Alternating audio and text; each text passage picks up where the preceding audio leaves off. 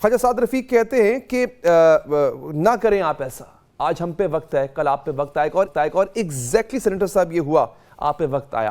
मुशाहिदुल्लाह साहब ने कहा था कि कल को आपका रोना निकलेगा और आई एम सॉरी टू से वो आंसू आपके निकल रहे हैं। जरदारी साहब ने भी ये कहा था कि अगर हमें फिक्र है, हम तो जेलों में जाते रहते हैं, आप जेलों में गए तो क्या हाल होगा। और सर वो हमने देखा कि 10-10 दिन जेल नहीं काटी गई, आते हैं प्रेस कॉन्फ्रेंस करते हैं, पार्टी छोड़ते हैं और अल्लाह हाफिज कर देते हैं। जेल जाने से पहले तो हाँप के भागना शुरू कर देते हैं सर। अच्छा, अब पूरी अपोजिशन आपने अपने दौर में अंदर कर दी थी, आपके साथ गालिबन अभी वो सलूक नहीं हुआ जो आपने अपनी दौर की अपोजिशन के साथ किया था सर। ये सब कुछ आपको याद है, क्यों अब आप मुज़ाकरात क्यों करना चाहते हैं? भुगते सर जो आपने किया औरों के साथ अब आपके साथ हो रहा है।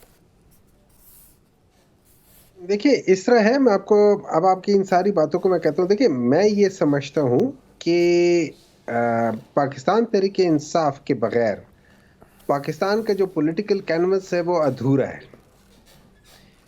एक्चुअली कैनवस है ही नहीं, पाकिस्तान तहरीके इंसाफ ने ही वो कैनवस फराम किया हुआ है, उसी ने ही बैलेंस किया हुआ है, फिर आप उसी मुज़ाकरात ने क्यों ही करना चाह बीच रहे हैं? में रंग डाले हुए, उसी ने ही सब कुछ किया हुआ है। अगर वो नहीं होती तो इसका रंग भी फीका पड़ जाता है और पाकिस्तान की पॉलिटिकल सिनेरियो की क्रेडिबिलिटी जीरो हो जाती है।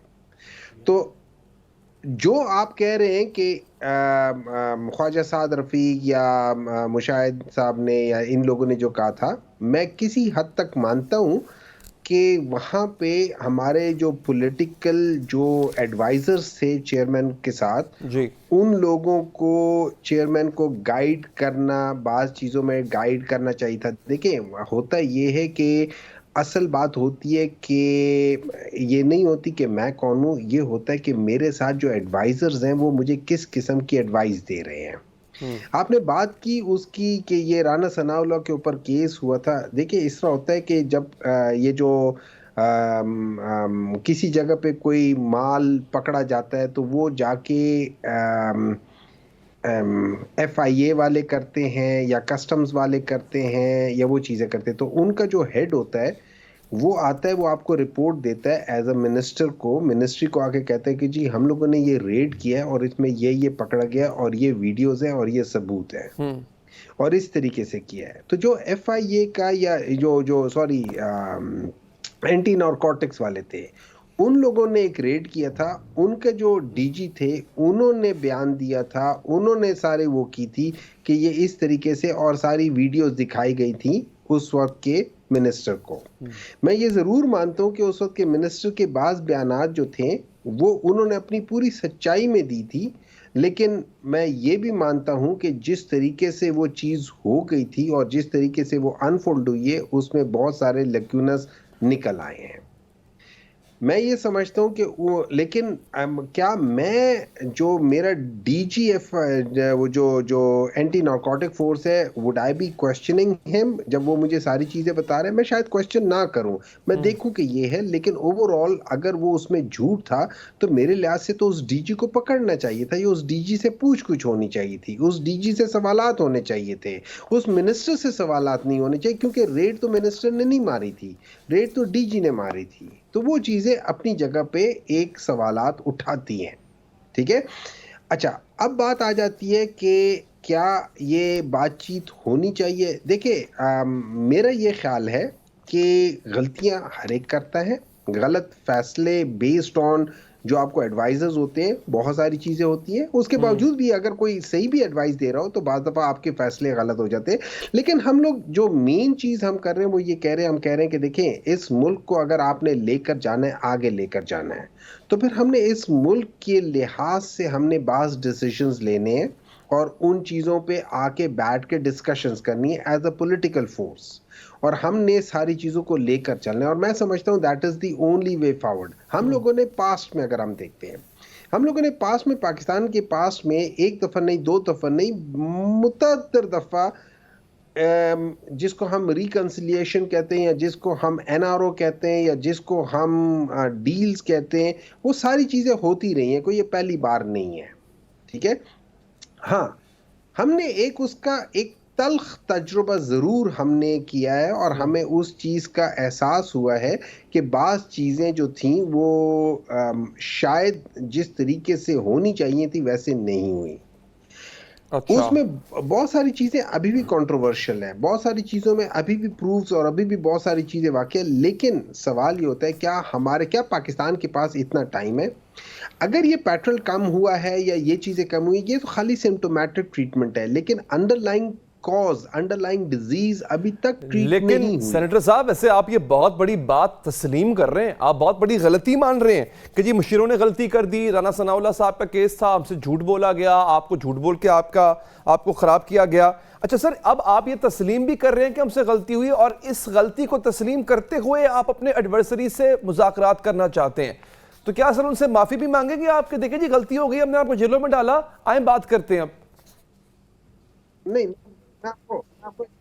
अच्छा, मैं आपको दो तीन चीजें बताता हूँ। देखिए, इस जी तरह है कि गलती जो थी ना, मेरे लिहाज से जो गलती थी वो राना सनाउल्लाह की हद तक शायद थी कि अगर तो डीजी जो जो narcotic team, anti narcotic team ANF ji की जो थी, जी। ठीक है, अगर उन लोगों ने प्लान किया था तो वो वाकई गलती थी। वो गलती उस डिपार्टमेंट की थी, उस इदारे की थी।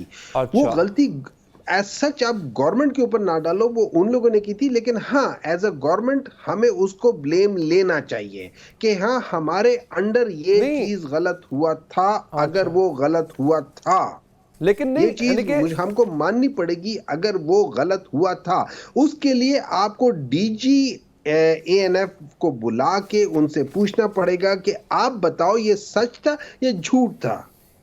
और उसके बाद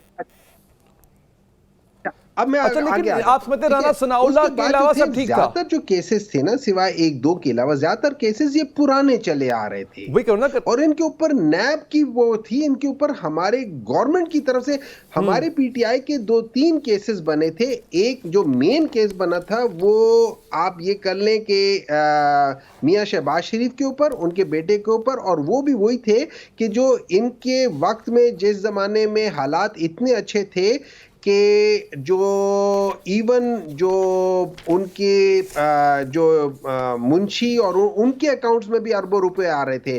तो पाकिस्तान के इतने अच्छे हालात थे कि लोगों के, मुंशियों के अकाउंट्स में भी इतने पैसे आ रहे थे। तो हमने सिर्फ वो केस खोला था। बाकी जो केसेस आप रेफर कर रहे हैं, वो ज्यादातर केसेस जो थे वो पुराने चले आ रहे थे, बने पहले थे। हाँ, उनके ऊपर एक्ट होना उस दौर में हुआ था। चाहे वो मरियम नवाज हो, चाहे वो बाकी सारे हो, ये उन दौरान में आना, जो मेरी अंडरस्टैंडिंग है, उनमें एक दो केसेस शायद हों जो जो कि पाकिस्तान तहरीक इंसाफ के जमाने में बने हुए हो, मतलब उनकी फाइलिंग उस वक्त हुई हो, तो वो जरूर होंगे। लेकिन ज्यादातर केसेस पुराने चले आ रहे थे जो पाकिस्तान पीपल्स पार्टी ने इन पे किए थे, इन्होंने पीपल्स पार्टी पे किए थे। ये वो केसेस चले आ रहे थे, जो मेरी अंडरस्टैंडिंग है। अगर मेरी अंडरस्टैंडिंग गलत है तो मैं अपने आप को करेक्ट कर लूंगा, लेकिन that is what art is. लेकिन देखिए, बात ये हो जाती है, उसमें बहुत सारी चीजों के।